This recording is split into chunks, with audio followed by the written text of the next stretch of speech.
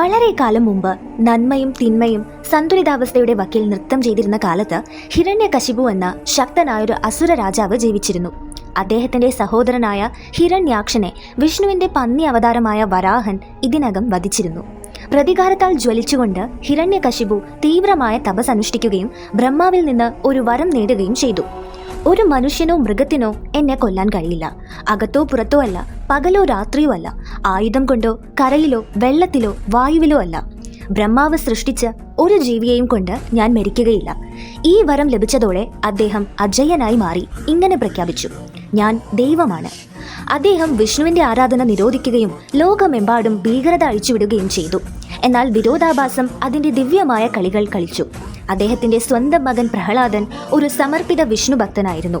ഭീഷണികളും തല്ലുകളും വധശ്രമങ്ങളും ഉണ്ടായിട്ടും പ്രഹ്ലാദന്റെ വിശ്വാസം ഒരിക്കലും പതറിയില്ല. വിഷ്ണു എല്ലായിടത്തുമുണ്ട്, ഈ തൂണിൽ പോലും. അവൻ ഒരിക്കൽ തന്റെ പിതാവിനോട് പറഞ്ഞു. ഹിരണ്യകശിപു തന്റെ ഗദ കൊണ്ട് തൂണിലടിച്ചു, അലറി: നിന്റെ വിഷ്ണുവിനെ ഇപ്പോൾ എനിക്ക് കാണണം. ആ നിമിഷം തൂണ് പൊട്ടി. കാതടുപ്പിക്കുന്ന ഒരു ഗർജനം പ്രതിധ്വനിച്ചു. വെളിച്ചത്തിൽ നിന്നും പൊടിയിൽ നിന്നും ഭയാനകവും എന്നാൽ ദിവ്യവുമായൊരു രൂപം ഉയർന്നു വന്നു. പകുതി മനുഷ്യനും പകുതി സിംഹവും. മൃഗമോ മനുഷ്യനോ അല്ല, അവൻ നരസിംഹമായിരുന്നു, വിഷ്ണുവിന്റെ 4ാമത്തെ അവതാരം.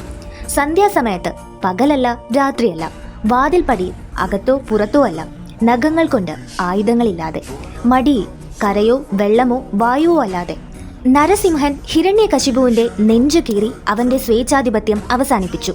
പക്ഷേ അവനിപ്പോഴും കോപാകുലനായിരുന്നു. ക്രോധത്താൽ അലറുന്നു, ആകാശത്തെ വിറപ്പിക്കുന്നു. ആരും അവന്റെ അടുത്തേക്ക് പോകാൻ ധൈര്യപ്പെട്ടില്ല.